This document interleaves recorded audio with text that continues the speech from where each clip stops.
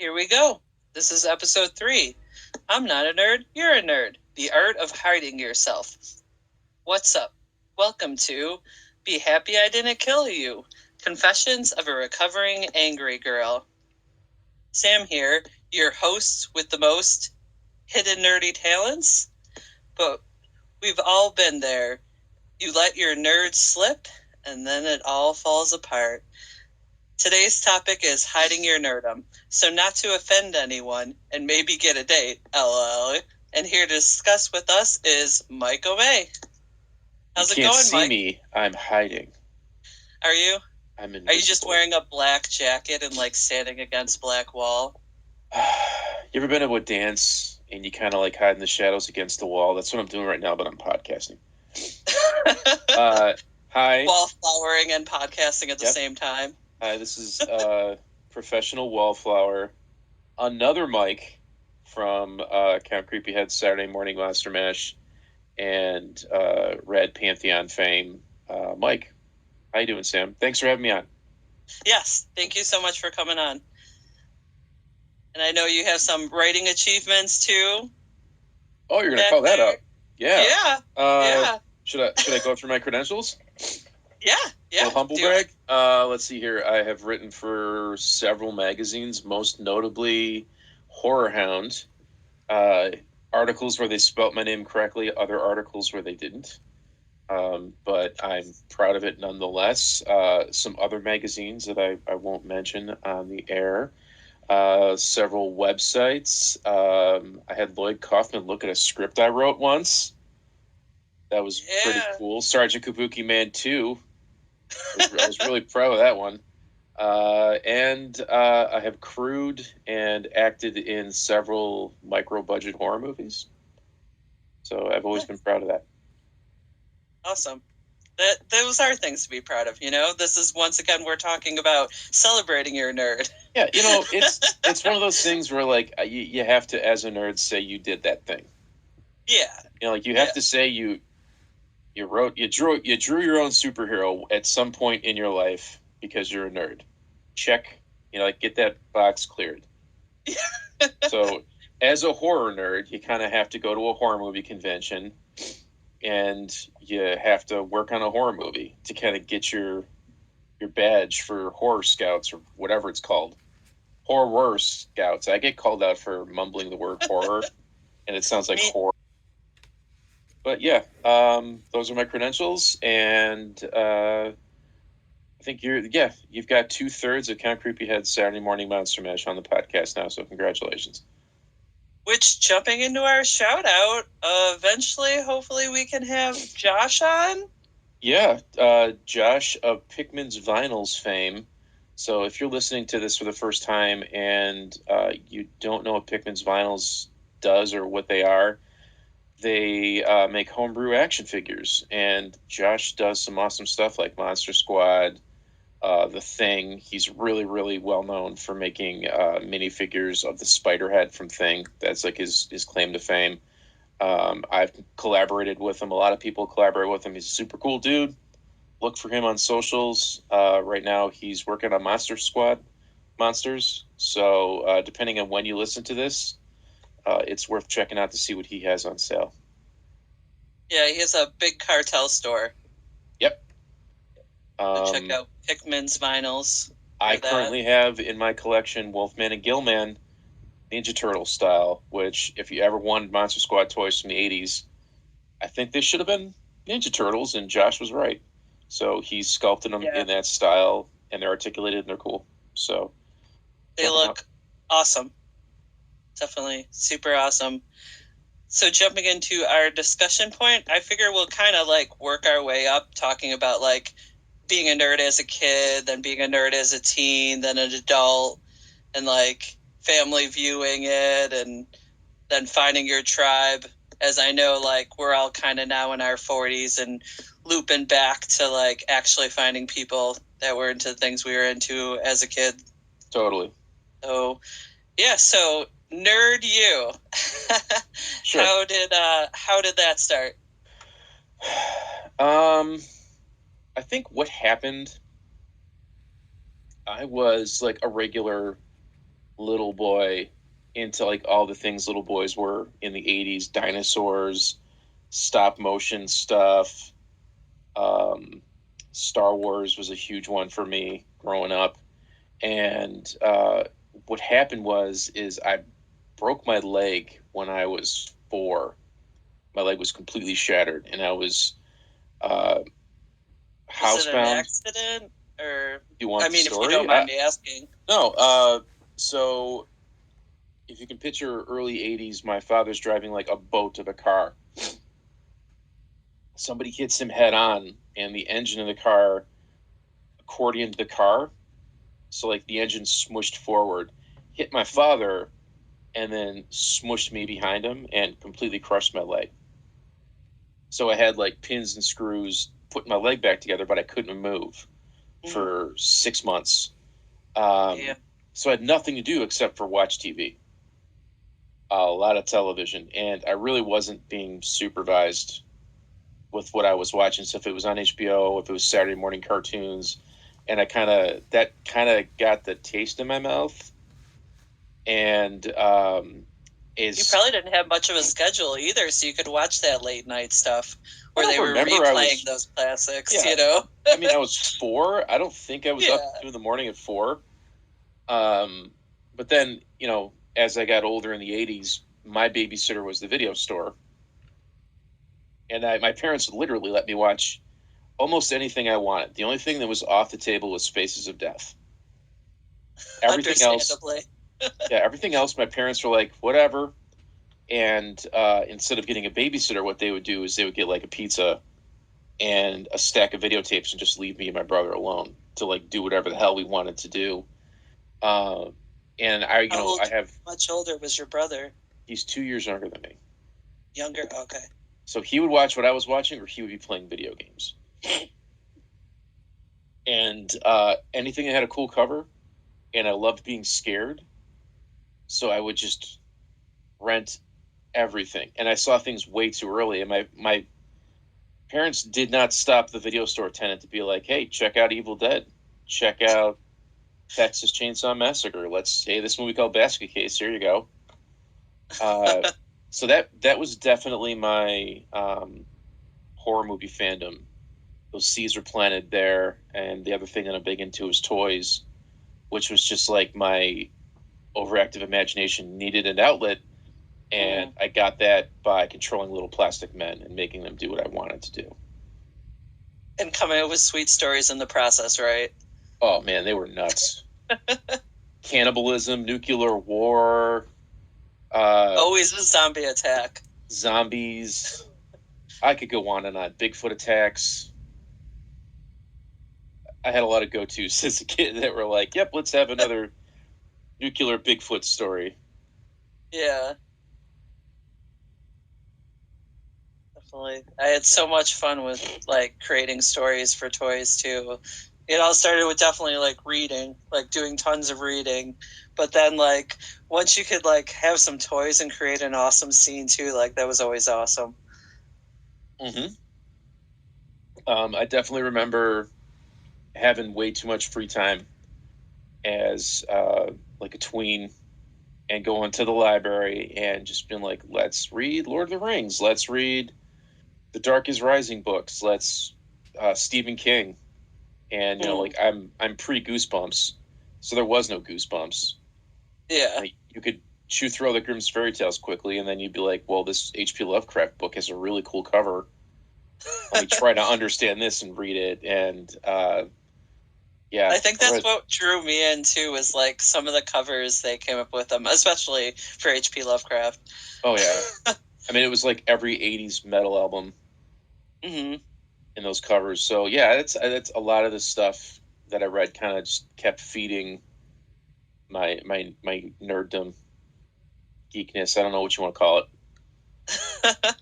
Nerdom, geekness. I don't know. Yeah. It could go either way. I was going to like look up the definition of like nerd and geek and kind of like compare and be like, all right, which one's like for what? Because there's definitely like things I'm nerdy about, and then there's things I'm really nerdy about. You know, where you kind of get like a little defensive sometimes. You got to catch yourself and be like, yeah, This isn't real. I shouldn't be getting this defensive. Yeah, like I have triggers. If somebody mentions it, I lose control Yeah. and just explode because I have nobody to talk to about this fandom that I have. Um, but also, I mean, this the point of this episode is like hiding it because you're going to scare people. Yeah. So if Yeah. somebody like, I have a lot of weird collections and hobbies, but this has never happened. But if somebody was like, "Man, I love creepy old ventriloquist dummies that I find in the garbage," I would be like, "Oh my god, me too!" And then I would go crazy. Yeah. Yeah. You know, Because it's one of those things that, like, you're super interested into and it occupies your time, but you're like, yeah, no one else could be doing this. yeah, it's usually horror movies where somebody will ask me like, can you recommend a good horror movie because they know that I like horror movies. It happens the closer you get to Halloween, the more it happens. Yeah. Oh, yeah. And I have to restrain myself because I can't be like, you need to watch this awesome new Portuguese horror movie that's on Shudder because I lost them once I said Portuguese. Yeah, yeah. I have to reel it. I hate that question too because it's like, well, what do you like? Like, you can't really ask to recommend something unless like you're narrowing it down to like, oh yeah, I like para horror or something like. Yeah, I have to like devil stuff or nail it down. Like, do you want like little puppets? Do you want spooky ghosts? Like, are you watching this with a child? Oh God, that's always a good question to ask too. Because I just told you, like, my parents let me watch anything. I have problems. Yeah. Recommending things like, well, can my kid watch this? Because in my brain, I'm like, yeah, they'll be fine. Yep. But it's like, and then there's boobs galore. There's 6. Yeah, like perfect example. Let me give you a story. I have a godson, Henry. So I'm not religious and I'm not Catholic or anything like that, but my wife is. So there's like a technicality that if one of the godparents is Catholic, the other person doesn't have to be. Mm-hmm. So my wife and myself were godparents to these 2 kids. And Henry, I've known him since he's grown up, and he's like us. He's a nerd. Huge nerd. He loves Godzilla and things like that. And he likes scary movies. Didn't you bring him to the store? Yeah, that's Henry. Okay. For his birthday one year, I just thought it'd be cool to get him the Nightmare on Elm Street DVD box set. Right? Mm-hmm. Seems like a good gift idea. He was 7. So he rips it open. He knows who Freddy is. He likes Freddy, kind of like when we were kids, we liked Frankenstein and Dracula and things like that. Freddy's one of those characters now. Mm-hmm. And he rips open this gift and he goes, "Yay, I'm an adult!"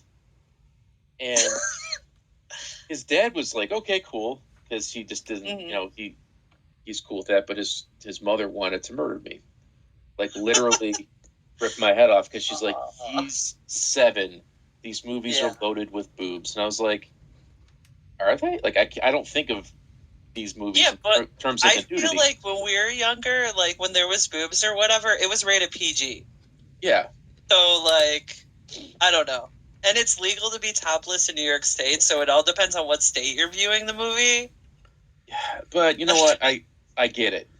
Yeah. You don't want to teach kids, especially boys, to over-sexualize women. Mm-hmm. So I had to, like, take the gift back and then go buy him some dinosaurs. And I felt horrible because I was like, I thought this was a good idea. And it wasn't. So, yeah. Well, this is a good way to segment to when you started kind of hiding your nerdom. Like, at what age? Let's see here. I was always, like, unabashedly a nerd growing up. And I was always, like, taking my garbage pail kids to school. I always loved horror movies. I had horror movie t-shirts. I'd get them off the back of Fangoria and order them when I was like 9, 10, 11. But then I started to move a lot. So the first school I was at, I was just known as the kid who loves horror movies and garbage pail kids and things like that. Mm-hmm. And I was accepted and I had friends and I fit in because I kind of carved my space as the guy who was into that and everybody was cool with it. But when I started to move, I couldn't take that with me because people are looking for a weakness and something to pick on. Mm-hmm. And that's when I really started to hide it. It took me a few schools and get my ass kicked several times before I kind of realized that it was safer to blend into the background and not Mm-hmm. share my hobbies like as my personality. Yeah. So, I couldn't wear my Night of Living Dead t-shirt or my Gore Street t-shirt. I couldn't talk about horror movies, and I couldn't, like in school, like, what do you like to do? I wouldn't, normal me would be like, I love watching horror movies, or Mm-hmm. I love playing with my Ninja Turtles or my GI Joes and things like that. So I had to hide it. And then the older you get, the more desperate you get for like female attention, Mm-hmm. and the harder it gets if you're not normal or cool, quote unquote. And you hide it more and more and more. It gets tough. I kind of stopped giving a shit my senior year of high school because I was so Mm-hmm. jaded by all of it. Yeah. Um, and it was cool to be like goth and punk. So I kind of had a period of time where I was really wearing it on my sleeve again until Columbine started. Mm-hmm. And then I got really singled out as like the one that was going to go Columbine. Uh, but at that point, I just stopped going to school entirely. Mm-hmm. So yeah, it's kind of bullies and girls was really what made me hide it. Yeah. And bullies was kids and adults. Uh, Yeah. I mean, based on adults where will I, too. yeah, based on where I was, there was a lot of satanic panic, and the adults knew better, but they just still felt better singling out kids. Mm-hmm. So it was easier to just kind of not be seen. I And mean, what was that three? The Memphis three. yeah, Was it Memphis or yeah? the Memphis Three, the West Yeah. Memphis Three was like that's back when people defended it, Mm-hmm. which was pretty horrible. And it's like you couldn't like heavy metal music, you couldn't um, very Anything out. that was like creepy or against society, Yeah, like you you couldn't couldn't like, go outside the norms Mm-hmm. depending on where you were. You couldn't have long hair. You couldn't none of it because they would find you and just single you out and call you a Satan worshiper, uh, queer, anything they wanted, just because you didn't like what they liked. Mm-hmm. Which It's so unfortunately, weird that now, like especially with teens, it's like the total opposite, where everybody's kind of like celebrating their differences or yeah, finding like their tribe and stuff with the uniqueness. I wish that this existed when I was a teenager and a kid because it would be a Mm-hmm. lot easier to be comfortable in my own skin. Yeah. Um, it's cool to like horror movies now. Mm-hmm. You know what I mean? I think the nerds outnumber the other people now. Yeah. Well, I It's think okay. enough of us like finally got our voices back that now a lot, not me, but you and some of our other friends are having children. So they're kind of like passing it on their children and being like, hey, it's cool to like these things. It's cool to have these interests and be able to have these things that you like love and cherish and that you can share with your friends and get super excited about and collect and all Yeah. that. I mean, we're the ones that survived and made it Yeah. to adulthood and had kids. Yeah. And now it's like our generation of kids or the people we influence are the ones, we're telling them that it's okay. We Mm-hmm. invented the internet. So Yeah, we screw were you, there for everybody the else. beginning. Yeah. It's so funny that like at the beginning, like all of us were so like kind of like hesitant and afraid of it in a way, and now kids are like literally using it every second of every day. Yeah. It's gotten to the point where my 8-year-old daughter knows technology better than me, Hmm. which is like that when I was a kid. I was the one that would hook up the VCR Oh yeah, and the cable box because my parents couldn't figure it out. yeah, And like my totally. daughter's doing the same thing. Like you can give her the Amazon remote, and she'll hack into NORAD if you let her.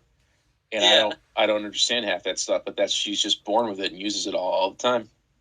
it's crazy. Like so many of the younger kids, they just I know. But since they were old enough to understand, it was there. So that is definitely the huge difference. Yeah, I mean, but I was making copies of videos and stuff when I was a kid Mm-hmm. and doing stuff like Same. that. Like I bought a black Covering the box. tape over, like, if you had a VHS tape that was like popped, in the Yeah, corner top there, and then you could like put a piece of tape and then tape over it. that little notch. You had to tape up the little notch or it wouldn't Yep. tape. Yep. I figured all that out as a kid. So Yeah. Same. But at least that's good. So being a nerd as an adult, at least, is kind of, in a way, I don't know, forming and helping the next generation to improve things, I guess. yeah, I mean, like I don't know if it's still 100% accepted. No. Um, but I feel like it's less ostracizing. I don't know if that's the right word. There's still plenty of moments every week where I have to restrain myself and not be myself around. I work in corporate America, so I can't Mm-hmm. be that way in a professional setting. I can't be that way as a parent around teachers at school for my daughter, things like that. I have to reel it in. I have problems with that, but I think Yeah. a lot of nerds do. Geek, by the way, derived from the circus term of a performer who bites the head off a chicken. Mm-hmm. So it was like an insult. Thankfully, we kind of own it now. We don't care. Ah. Yeah. Okay. Crazy. All right. So, we're talking as finding like your tribe. Do you feel like now as an adult, when you like let your nerd out and stuff, in those times where you do feel comfortable, that you do kind of find people gravitate more towards you? Yeah. Um, Locally, I haven't really found my tribe, unfortunately. My tribe is in Buffalo. I kind of got. I feel Um, like sometimes, depending on where you live too, like I'm not really finding anyone in South Wales either, but yeah, I mean, like at least there's people who are into what I'm into in Rochester, but I kind of got alienated from them. There's a whole crew of guys that work on horror movies with a company out here that I worked with, but the owner was into some kind of shady stuff, and he stole money from me. And I had to, he it was one of those things like, could I borrow some money? And then he never paid me back, yeah, and I was chasing him around for cash, and I was like, I realized that I was just a tool for him to take money from. Um, so I kind of got alienated from that group, and there was a long time I was sort of like lost at sea mm-hmm. with nobody to relate to, honestly, until I ran into Mike and Josh. And Mike, being like the linchpin, knows everybody in Niagara Falls and Buffalo, and I just sort of seamlessly fit right into it, and it was great. So Yeah, it's just unfortunate that it's like a 2 hour drive for me to get out there to hang out at parties and things like that, and just have like a public conversation where I can completely let loose, mm-hmm. and everybody's in the same boat and they speak the same language. The only other times I've been able to do that in my life would be like a horror movie convention or something like that. Yeah. Which is so nice, like, about this group, especially when Mike has get-togethers or there's other get-togethers and stuff, where like you do know that everyone's going to get every joke that you make, and like there's going to be somebody else there that's going to want to have the same conversation with you that like you want to have, or something, or talk about what you want to talk about. Yeah, like it's nice not being the weirdest person there. Yeah. Or if you are, everybody's completely fine with it. Yeah. Yeah. Um, which And is then like a I always huge sigh of relief. it's always funny, like, especially like talking about in work situations or something, when people kind of find out that like you're into those things and stuff. Like they're like, oh yeah, my cousin, seem to like think of maybe somebody that like they can tie it to now, instead of just being like, oh yeah, that's not my thing. It's cool that now people are like, oh wait, I do know somebody that's kind of into that stuff too. Um, like my favorite thing that happens now, where I kind of express my fandom. And this probably happens to you too. Like people know you're into that kind of stuff, but they don't know the level of it until they visit your house, right? Yeah. Yeah. So, um, friends of my wife, or like the parents of friends of my daughters, come over, and they kind of see the extent of, like, I call it like my goblin horde, kind of like Smog on his pile of gold, like all of my toys, all of my horror movies. It's you get a little smell of it when you get in the house, but like once you go into the basement, it's crazy. Yeah. And my favorite things are where people like stop and be like, "Oh man, I love this movie," or like, "I had this." Yeah. And Yeah. I love that when they're walking around and looking at stuff. But like my favorite thing is when they say like, "Oh man, I got all those old toys in my basement in a box. Do you want them?" And Yeah. like as soon as I hear that, I have to like keep calm and play cool and just be Hmm. like, "Yeah, if you don't want them, I'll take a look at them." Yeah. Knowing full well Where that like I am frothing at the mouth to get my hands yeah, on this old stuff. you're in the like kid inside you is just like, oh my god, what's in Yeah. there? What could Oh, be in there? oh, Is it anything I'm missing? Is it anything I haven't had in a really long yeah. time? Like Is it complete? What condition is it in? Has it been abused? they'll drop keywords, and if I hear it, like it's like, "Oh yeah, my grandpa's old horror comics." I'm like, Oh, what? Like that would be one where like I would really, really like try to like not lose my fucking effing mind. like this.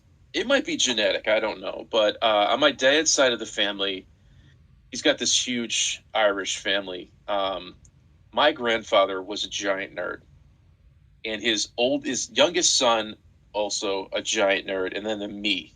So my grandfather, things he was into was like dime store science fiction fantasy novels, comic Nice. books, and he had one of those giant homemade train setups in his basement, like with a mountain and then the smoke.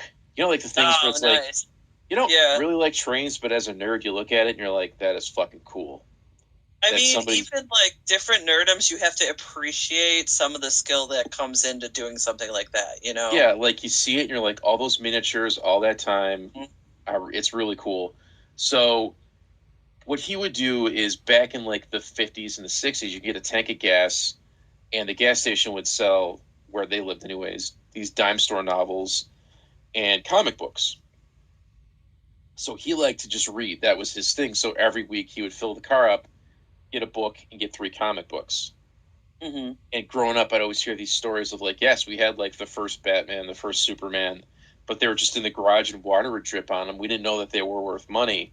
Mhm. And I remember when my grandfather died, the family sold all of his stuff. They had to pay his bills. And he Yeah. literally had like a classic style. He built it into this back room of the house, floor to ceiling bookshelves of all Oh. of these like it's a guy in a spacesuit and an Mhm. anamorphic cat, and then like a woman in a metal bikini, and it's like the the lasers of Babylon, like Yeah. weird, goofy science fiction stuff. All But it's those like pulp novels. stuff that like I wouldn't even have time to read them, but I'd love to just have them. Mhm. Uh, I don't know where I'm I'd love going to with read this. them. Yeah, I just that, But you were saying that your family, it kind of goes back. The nerdum was like your grandfather, and yeah, I think maybe there's like some sort of genetic marker that makes you a nerd. It I wasn't think something like he having sat me that down. little exposure or like hearing those stories or whatever, kind of like seeing them get excited about it, I think like that spark is kind of contagious. Yeah, I think it You made me know? feel like okay that Mm-hmm. there was one family member, like my Uncle Tom, my godfather, was always like, "It's okay, I'm Yeah. a nerd," like so. Yeah. I was like, I Yeah. mean, I can like this stuff, Mm-hmm. you know. Like that's So how like my dad and uncle always like were and stuff. so yeah, that maybe runs in the family. Um, I've tried to get my daughter into it, but she's a nerd about her own things. It's not my thing. Yeah. She's a nerd about Baby Alive, but you know what? It makes her happy. So Mm-hmm. who am I to yuck her yum or whatever analogy you want to use? And who knows what she's gonna like come around to? God, I desperately hope that she gets into horror movies because there's nobody in the house that I could talk to about. Like Uh-huh. she knows them just by being around me all the time, so she knows who the Yeah. killer clowns are and Leatherface, where like most 8-year-old girls don't. Um, She doesn't understand them yet. yeah, I mean, she doesn't. Kids these days don't have the attention span for movies, really. No. So like getting her to sit down and watch, take your pick. She doesn't want to watch, but she's seen uh, Critters. She really liked Critters. It's like a kid safe horror movie. So Yeah, that was a good one. I know my dad just showed me whatever. yeah, I mean, I love to just be like, we're gonna watch Poltergeist now. Yeah. Like let's But watch also, I Jaws. mean, once again, it was before the internet, so when we were a kid, you kind of wanted to be a little more occupied sometimes. You didn't have, like, that escape of being in front of the monitor. Instead, you were in front of the tube. Yeah, you had your imagination, Mhm. not YouTube, which is like Yeah. my daughter's go-to. Yeah. And then there was always family, like, that didn't really understand it, that was just kind of like, oh, yeah, they're, like, the nerds, or, oh, like, they like those silly things. Oh yeah, I'm definitely the black sheep. I'm the weird My one. it was horrible that, like, my grandma, like, thought it was like there was something, like, legit wrong with me because, like, I like this stuff, not knowing, like, if she would have sat down and had an actual conversation. Like, I love the special effects because it was so cool that they could do that, and how it looks on the screen and everything, and, like, all that stuff was interesting, how they can, like, take a story off of pages and create it for, like, a visual in front of Yes. you, and kind of install those same feelings into you that you're gonna get from, like, reading a book or something, but then, like, on the live screen. And, like, I don't know, just horror movies do so much more, like, emotions, and, like, I don't know, it's entertaining and something, an experience to share with other people, and she just, like, didn't get any of that. It's a shame that your grandmother couldn't just appreciate you being like well read. Yeah. Yeah, Or she didn't. She just was like, "Oh, you always have a stupid book in your face." yeah, like come on, grandma. Hey, I had a book in front of my face. I always got that like, why don't you go out and play? It's like because I'm reading a book. Yep. Which, I mean, is playing. It's an escape. I don't know if you are or not, but I'm definitely one of those people. Like, when I'm reading something, I don't hear anything that's going around me. Like, I'm totally engulfed in that book, like I'm a wallflower, and just kind of, like, seeing everything from a distance. Like, oh, Uh, maybe they'll ask me to play. I wish as a parent, it's a little hard Hmm. to read. I do a lot of audiobooks now. Yeah. Just because like if you ignore your child, they have ways to get your attention. Yeah. And I And mean, human children do need people, assistance. They really shouldn't be left alone. mine in particular loves just getting into shenanigans, and she usually gets in the bathroom and clogs the bathroom sink with something. That's like her go-to. If you're not paying attention to me, I'm gonna burn the house down. Um, she picked out my Easter presents this year, and she got these weird like pimple popping kits where it's like a hunk of rubber flesh and you can squeeze fake pus out of it. Oh man. Basically, she wanted it. Yeah. And yesterday, I was like having a rough day, wanted to play a little bit of video games, and went and turned on the PlayStation. And she was like, "Oh, you're not going to pay attention to me? I'm going to take this thing and put it in the sink." And it like dissolved somehow because it's like this cheap knockoff material. And then I had to spend a good 45 minutes with my fingers scooping this like fake Oh. pus and rubber flesh out of the sink. So that was a great time. Yeah. But kids always put stuff in sinks too. Yeah, I was guilty of it as a kid too.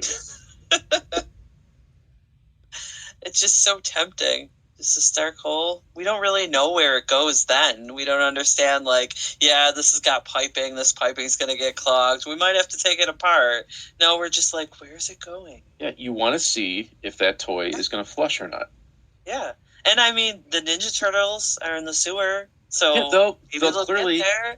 the Ninja Turtles and the Chuds are going to get your toy and bring it back to you and you can play with them. Obviously. That's what Isn't I thought. And then, how do you feel on being a nerd? I can't picture myself any other way. Like, I can't. There's So I've had long hair most of my adult life. Mm-hmm. The only time I cut it was because I thought it would help me get girls. And I look like a giant man baby when I do it. But I can't picture like having short hair again and Mm-hmm. shaving and wearing a shirt and tie and like let's watch sports ball, go to church and talk about politics and like I can't. That's not me. See, I don't I've know. had I don't know if moments. normal is a thing. Is you know what I mean? Yeah, like I don't know. That I don't really feel like there is a normal per se, but then there's sometimes a normal that like society like shows us. Yeah. That's not really like a normal what they're saying. And I felt like sometimes I've been like, okay, maybe I need to like, hang up some of this nerdy stuff and then like try to like act normal or like dress normal or whatnot. And it just makes me fucking miserable. Like So when I like tried doing that, I was just like so depressed. There was like yeah. a good 10 years where I'm like, yeah, I'm just not gonna really try to like enjoy too much of this and just do what I have to do, work really hard and like, I don't know. So am I supposed to not have posters on my wall because I'm an Yeah, adult? yeah, Like I don't like that. yeah. Where like, people walk in and see your house and just has all this stuff and it's just like, oh, you're not supposed to do that. It doesn't. Yeah, I don't know how I would function. hmm I mean, I we haven't really talked about it, but yeah, like the purpose of this episode is hiding what you Yeah. are, and I can do it. I don't like it, hmm but it's also it's not real. I'm just playing a Yeah, game the whole time. it is hiding, but like we're seeing that hiding it isn't like the right way to go about it. No, it sucks. Yeah, Nothing good comes of it. Uh, in the end, in my opinion. yeah. I think tying in it's like it's not healthy to suppress like anything that like brings you interest or joy or whatever that's not like hurting someone else in the process. Like there's no reason why you shouldn't try to enjoy that thing. It's literally victimless, solitary hobbies that I'm partaking in. Which is so interesting that people like get so like enraged and mad about it or like have to like kind of be like, well, explain yourself, like how do you justify like you being this interested in this or like hey, that isn't like real life, then why are you like Yeah, like taking it to like a real life level, what's the alternative that you're presenting that's less violent? hmm Sports where people get concussed and die. That's I think or my hobby is less violent. yeah, or paid millions, but then Yeah, not really like. like religion that kills millions of people a year. hmm No, I'm sorry, my love of ghoulies has killed no one. that of so far. Okay, I look, mean, you shouldn't maybe really the talk maybe the about everything. Jonestown massacre was perpetrated by the ghoulies, but whatever. It, it, Um, it, yeah, like it's but like having to defend yourself for your hobbies all the time because somebody's threatened by my existence, mhm. or like I'm just desperate for a woman to look at me that I do anything and change who I am is sad, but that's the situation that a lot of nerds get put in where Yeah. before the internet was really a thing or before it was celebrated to hmm be a nerd about things, you hide all that stuff because you're just desperate for to get laid. I hate to say that, but Yeah. No. you know, Well, you could even say like human interaction. yeah, That sounds a even yeah, little bit like more, even though it's the same point. I wasn't like mentally mature enough to even know that, but back then, yeah, Yeah. Yeah. like I would have been happy just for like a woman to talk to me, but I hmm was because I was so alienated for being a nerd and like afraid to interact with people, my social skills weren't up there. So I was hmm just like this awkward mess. And of course, women did not want to talk to me, as compared to an outgoing, muscly jock. It was difficult, and it took me a lot longer to kind of bloom into an approachable person. Yeah. Or at least somebody who's capable of explaining why I'm so fucking weird and why you shouldn't be afraid of me. Or it's somebody who knew that look, this is not going to work because you're clearly one thing and I'm another thing, so I'm going to go find the other thing. Mm-hmm. I know it's very vague in analogies, but that's kind of how I speak. But it's hard to think straight when you're 17 and horny. Yeah. Oh, That's all you hormones can. are real. Yeah, it's all you can fucking think about. It sucks. And right now with those hormones and the internet, it's pretty terrifying. But I mean, I think uh, I hope anyways that it's easier for this generation, or they're more self-aware. Mm-hmm. I don't talk to 17-year-olds Well, for good I reason. have a niece and a nephew that are 17, Is it so easier? I don't like.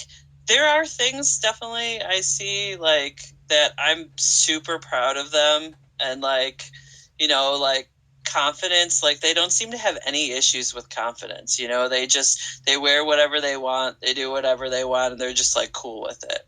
And I'm kind of envious of that in a way. And they are really respectful. I do see that and stuff. But then I don't know. I kind of see pressure too, that they also have this pressure of hey, we're almost adult, we have to figure out what we're doing, we have all this responsibility all of a sudden, and we have absolutely no skills whatsoever. I kind of feel really guilty because I didn't push them to do chores or make them clean up after themselves or do this other stuff. I just kind of spoiled them and just was, the aunt. So we had fun and everything. And now I kind of regret that because it's oh shit, they're almost adults. They're getting thrown into this. They kind of seem like my one niece knows what she's doing. My nephew, he's not too sure. The other one's super confused.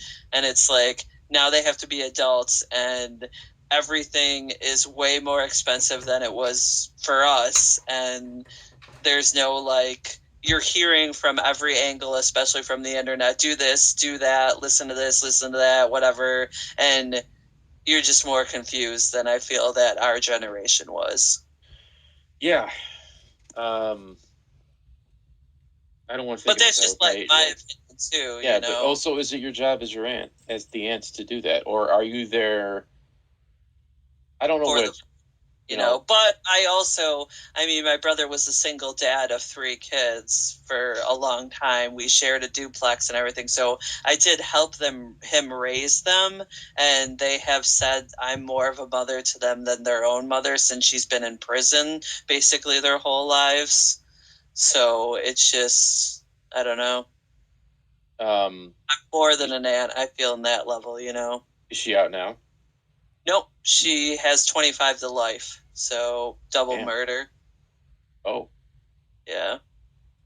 is there? So Are my you the mother figure in their lives, or is he remarried? Um, well, when it first occurred, she was pregnant with my one niece and then had the twins. So my brother had to go down there and pick up the twins. And then when the baby was born in prison, he had to go up there and pick up my youngest niece. And then I kind of, after a year, got a duplex with him for a while and kind of helped him raise him. And he had a few girlfriends here and there, but the one he's with now, who my youngest niece, she's the mother of, he's been with her now for 3, 4 years. So it's kind of been his longest relationship since the twins' mom. And And is this is none of my business, and you can kind of tiptoe around this, obviously. But is the new girlfriend okay, kind of stepping up to be a oh parental yeah, figure? oh Okay. yeah, she's really good. She's fantastic. Actually, she kind of wants to hang out a little bit more, so I should probably make some time to hang out a bit more. But she's really good for my brother, and My littlest niece is a peach, and then her son, who's now my youngest nephew, like he's a sweetheart too. Okay. Hey, you know what? You find your It tribe. turned out for the best. Yeah. You do it. Yeah. You how do I word this? You play the hand you're dealt. You make the best of it, no matter what. It Mhm. sucks, but you keep kind of going forward. Yeah. My brother tried getting her help and stuff, but she was going through postpartum depression really bad with the twins and went to Long Island to supposedly visit her family and ended up being in a woman's shelter and then got in a fight with a woman and stabbed her to death, and that woman was also pregnant. So, Fuck. and unfortunately, yeah, my niece kind of was in her tummy when she went through all that stuff. Well, um, play the hand you're dealt. Yeah. I don't want to keep the podcast going for 3 hours if we start Yeah. trauma bombing each other. But yeah. Yeah. No. But I'm thankful that I did, help my brother like Yeah, raise those I can kids see and why you'd stuff. feel a little responsible. Yeah, because I Um, was definitely there for their whole lives, basically. you know what? Like, if you haven't taught them how to do things now, the only way they're going to learn how to do things is by doing. Hmm. So, if it's time for them to learn how to change a flat tire, do their taxes, um, you know, Hmm. do I get in this fight or do I not get in this fight? You kind of have to like let them, just guide them and let them figure it out. Hope that you guys have raised them best, and even if they don't know what to do, they're going to make the right decision. Yeah, and I feel like they can reach out to us. They know I'm a text away, and like their Uncle Travis is a text away, and he's really handy too. So they know that like they can get the help if they need it. Yeah, I think like it's more important now that they know that they've got a couch to sleep on if they need it. Yeah, Like yeah, you're there if they don't feel safe driving. yep. You know, call Aunt Sam if things are weird with this guy I just met. Hmm. You know what I mean? I think Which that that's too, I've always openly like shared things with them. Like anytime I've had anybody like send me an inappropriate message or anything, I've been really open with my nieces. Like, hey, look at this weird message. Like, hey, this is inappropriate for these reasons. Here, this is how you deal with this. Just because, like, I don't know, there's so much more I feel that they have to be like on the defense too in this world, and especially like with the internet, than like we had to. yeah. Like this is a red flag. Let me teach you about it. Mhm. Um, Yeah. yeah, I think you're doing the right thing. Don't beat yourself up about it. And especially with them being okay expressing their nerdom too, you know. Yeah, and you know what? It kind of turns out that being the nerd is in the long run maybe better for you. Yeah. When you're 17, 18, 19, you're lonely and you want to find somebody to hook up with. Maybe you're not making the mistakes that everybody else is making because you're just not being picked first. Yeah. And you get to And you're focus on seeing your yourself. friends And do it. yeah, you get to, well, everybody else is drunk and getting in car accidents and stuff like that. You're working or you're getting your education. Mhm. Um, so maybe it's okay to be a late bloomer. Uh, Yeah. I don't know. I was I, with like my nerdum too. Like I never had a problem like getting dates. I had problems keeping dates because I'm like so nerdy about certain things. And I mean, people don't really want to like hear you go on about some of the things like you tend to go on about when you are a nerd. Man, I've never That talked was about like this. my biggest struggle. I've never thought about it. Yeah, like I definitely had periods where there's like long stretches where I wasn't able to kind of meet anybody. But I was also in like a lot of relationships where I was hiding what I was into. Like my first girlfriend, my first like serious relationship, hated that I was a nerd. Hated it. Hated that I collected action figures. So like So in my what was mind, her point for what dating you? what's that? What was her point for dating you? She dated me because I had long hair and she thought I was in a band. Oh, okay. So I just went with it. And when I'm I not found really out, like laughing at you. I'm saying I've been there too. yeah, so she thought I was cooler than I was, and Yeah. I was like, holy shit, there's a girl who kisses me and more. So she was like checking off all the boxes, like she was very aggressive. I'm not going to get into too many details, but to then in my mind, I was like, this is more important than being a nerd. So I boxed up all my toys and put them away because I thought making her happy was the most important thing. Little did I realize, like adult me realized that she was never going to be happy, and she was just looking for excuses. And also, like we were teenagers, and she was fickle. It didn't matter what I was into. She wasn't sticking around. A big thing too is a lot of people kind of feel like they can make the person that they're in a relationship happy, but then we learn when we're older that happiness kind of comes from within. Yeah. So no matter what you're doing for somebody else, you're not going to be able to achieve that, even though we do have the false hopes that are fed to us that we could achieve that. Yeah, I'm sorry. Me putting away my X-Men action figures because you got a hair up your ass isn't going to make you happy in the long run. No. You know, like you're miserable because you're a horrible person, not because I'm a nerd. Sorry, but I didn't have the emotional intelligence to explain that. Oh no, like, no. I mean, none of us did at that age. Looking back, like I wouldn't have wanted to date 16-year-old me either. I was a fucking train wreck. So it wasn't going to work. But yeah, like every relationship I had, even the one I have now, I don't. There's a limit to how much my wife will listen to. Oh, same. Yeah. You know. So yeah, I've always. I mean, bless him. Like Travis definitely listens to a lot of me going off nerding about something that he honestly could care less about, but he is like listening, and then when I kind of do realize that like he doesn't care, I'll be like, all right, I'm gonna stop talking about it for now. You know? Yeah. Like in like a nice way, not in a like, you know, just like, okay, I'm kind of reading the body language here. I've been talking about comparing two characters for an hour now, so. I tried sincerely to explain Godzilla stuff to my wife today, and she just did not care. She was humoring me, and then I was like, once I saw that, she was just like, yeah, okay. I was like, all right, forget it, never mind. Yep.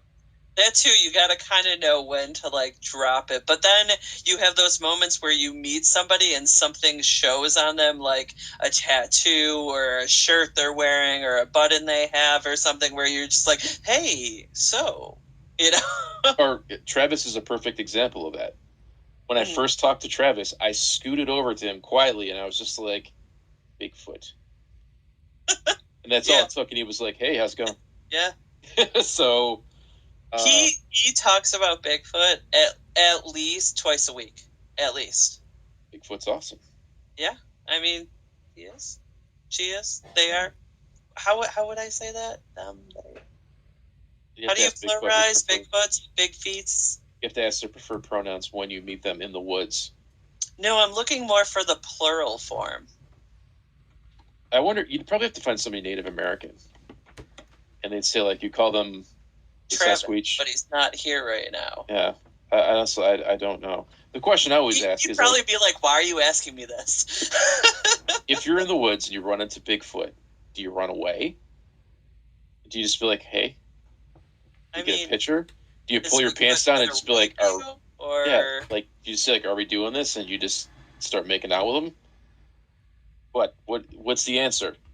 Which shout out to that guy that I'm sorry what he went through. If you know he did get raped by Bigfoot, like I'm so sorry. But shout out to Peter. Keep sharing your story, man. Yeah, he's got a great YouTube channel. Yeah, he's really like he found his niche. Yeah, he's great. But sorry, guy. I'm sorry. One of my favorite weirdest things I've ever found at a thrift shop.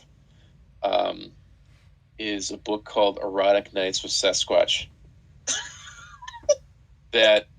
So I lived with one of my best friends. We lived in downtown Rochester, and there was like the the main drag with like the hipster stores, the skateboard shops, the head shops and stuff. And there's this used bookstore, and in the window, we're walking to get some food, and I saw it in the window, and I was just like, I have to have this book. I don't care how much it is, and I've had it in my collection ever since.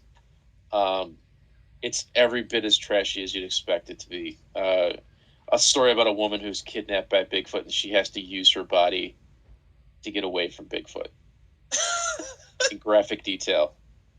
And it's just like, somebody wrote this, a company published this, and it somehow found its way to this thrift store, and then I got my hands on it. Now, so here's the biggest question. Do you classify it in bestiality or not? No. I do not. No. Because I feel like... More human than animal? This is a tough question. It is, I know. I feel like I should have Travis here right now. I don't think it's bestiality, because I hear bestiality and I think there's like an element of rape to it. Mm-hmm. I don't think anybody's forcibly raping Bigfoot. Or are you thinking it's because Bigfoot's more of taking on like the shape of a man than like any other animal? So any other animal, just because of like the body, like... I don't know. I don't think that question has ever been settled in a court of law. I feel like bestiality. I feel like it's a good nerd question. Yeah, like bestiality with like a horse. The horse can't say no, and maybe the horse can't get away, right? Okay. But could. I'm saying this like specifically in terms of a man doing this to an animal. Okay. But I feel like Bigfoot, if Bigfoot's not in the mood, Bigfoot is going to kill you. But that's saying that he has a high temper, or he, she, whichever, has like a high temper. I don't know. I just... You're saying it automatically jumps to aggression. Yeah, but I guess like any other animal, I would say it's bestiality. A shark, which would kill you if you tried to stick your dick in it. Are you sure? I don't know. I've never fucked a shark. Has anybody ever fucked a shark? I don't know. Some dude fucked a car. So like I don't know. It's possible. But it's one of those things like, do you really want to risk your life to find out or to claim you're the one that... If it's your thing, maybe. Oh, fuck. Who are we to shame the shark fuckers out there, you know? Like, did Plato in ancient times sit down at the Pantheon and be like, have a deep philosophical discussion about what's bestiality and what's not bestiality? I don't know. And like, are we close enough genetically where there'd be some sort of weird hairy hybrid that would come out? Like Robin Williams? Could be. I don't know. No. Is it bestiality if they can't communicate verbally? Maybe. Maybe like Bigfoot doesn't have a verbal language that you could like... Maybe. Derive consent from. That's my limit. So if there's Bigfoot language or like sign language where Bigfoot can be like, take me, Big Daddy, then it's okay. Then it's okay. Because it's all about consent, people. Remember, consent. It is about consent. Okay, it's about consent. That's bestiality. Okay? Okay. There. I'm sticking with it. And that Bigfoot has to be proper age. Yeah. Okay? This is going to come back and haunt me and ruin my life. I know it, but I don't care. It won't. It won't. Makes for good podcasting. Which leads us to, what's your favorite thing of the week? My favorite thing of the week is the X-Men 97 cartoon. Ooh. Nobody has watched it yet that I can talk about it with except for Maurice. It is so... Wait, has Reese watched it recently? Yeah, Reese watches a lot of television. Mm-hmm. And when I saw him a few weeks ago, he was like, did you watch it? And like, we just exploded about X-Men 97 on Disney Plus. And it's just like, it's rare that something picks up 25 years later and it feels exactly the same, but this does. And it's so good. It's updated just enough where it's like, wow, holy crap. It's, like the animation's just a little bit better. Mm-hmm.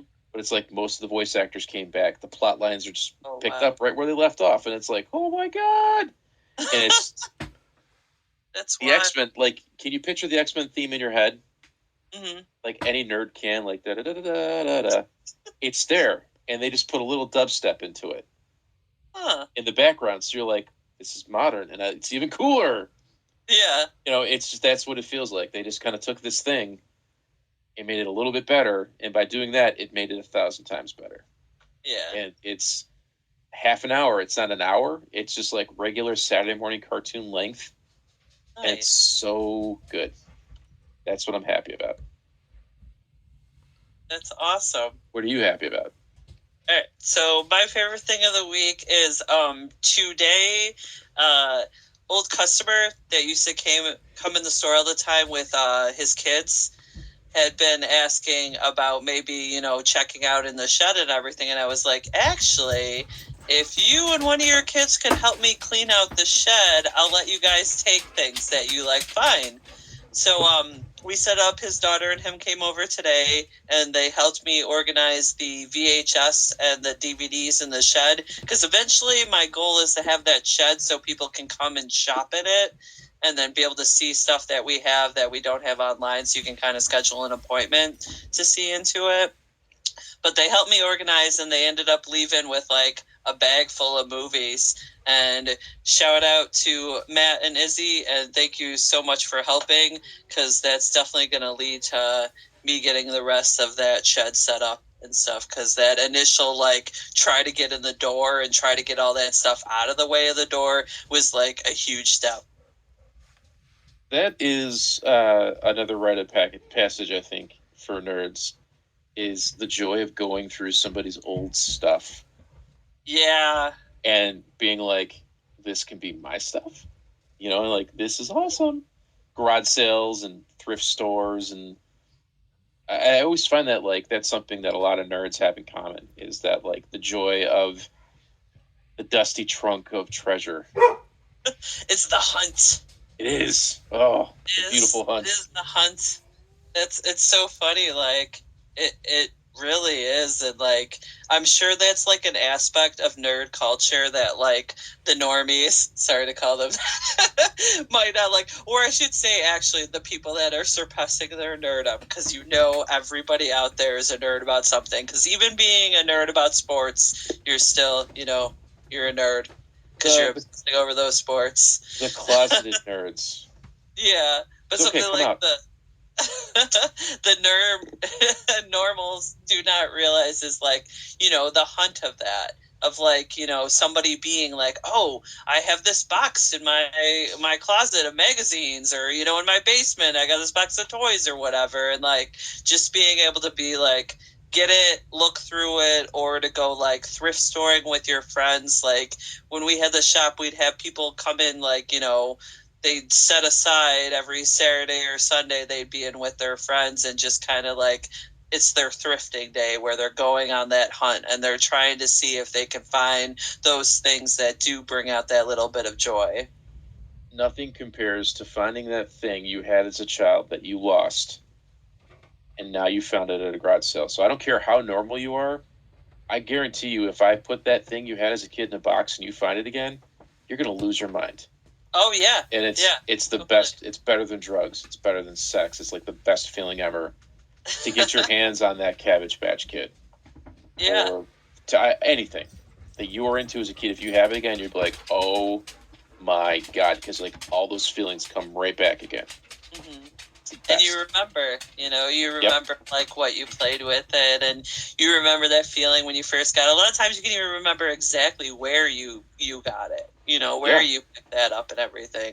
Most nerds have like a photographic memory of every single place they found that thing, or where they watched it, or where they read it, or where they experienced it, because that's how we're built. Yeah, because those are the little things that bring us joy. Yeah. All right, we'll go into starting our little closing here. So thank you for listening, and don't forget to check out radpantheon.com, a super team of pop culture craze creative types like me and Mike and so many others. Also go to Western New York Horror Crew.com, so WNY and then horror crew, KRUE.com, to check out our nerd thrift store. I'll be having a few things I'm going to be dropping in the next few days in there too. So it's a lot more things coming out. A lot more. I just found a bunch more trading cards that I had in the store, so I'll definitely be adding those soon. And then, Mike, you want to do any shout outs for. Yeah, Count Creepyhead's Saturday Morning Monster Mash. It's my podcast where it's just more of what you've heard right now. Lots of toys and horror movies. It's like Waffles the cat's favorite podcast. He loves it. Yeah, I'm a super fangirl for the podcast. It's great. I love the fact that you guys like talk toys and kind of just be silly and nerdy. And like I love the comedy of it and everything. And my cats love it. Started with Waffles, but yesterday I was catching up and the other cats were like, "Yeah, this is soothing." Yeah, it's just us being idiots. We're not there to make anybody happy, but people like it. So I hope you like it too. I'm not good at selling it. Just give it a listen. Yeah. CountCreepy.com. CountKreepy.com. They also had a Muppets challenge. Yep. And a Saturday morning cartoon challenge also, where they discuss characters, have them fight against each other, Mortal Kombat style. Yeah. We love making fun of Kermit the Frog and Werner Herzog. Yeah, because Josh can do every voice. Yes, we have a guy on the show who does great voices. Yes, he's fantastic. Go to shop. Pikmin Vinyls. Yep, Pikmin's Vinyls. But hey, you know what? It means a lot to me that you guys are listening to Sam kind of walk through her brain and little by little every week explain you why the way she is, and maybe you can kind of find some self-reflection too. So I think it's best for everybody to do that. Yeah, definitely. And please share any stories that you have too. Like, definitely appreciate that. Yeah. And then upcoming events on April 27th. So at the end of this month, we'll be at the screening room at the Boulevard Mall, 7 p.m. for the showing of Class of 1984. And it's hosted by Silk Screams. And you can check out them on their social medias and get any tickets that are left. I think they just released like 15 more tickets. So I know that there's going to be 15 more available for that event. And then a quote from Alan Watts. This is the real secret to life, to be completely engaged with what you are doing in the here and now. Everybody enjoy your night and try to make somebody smile. Bye. Bye.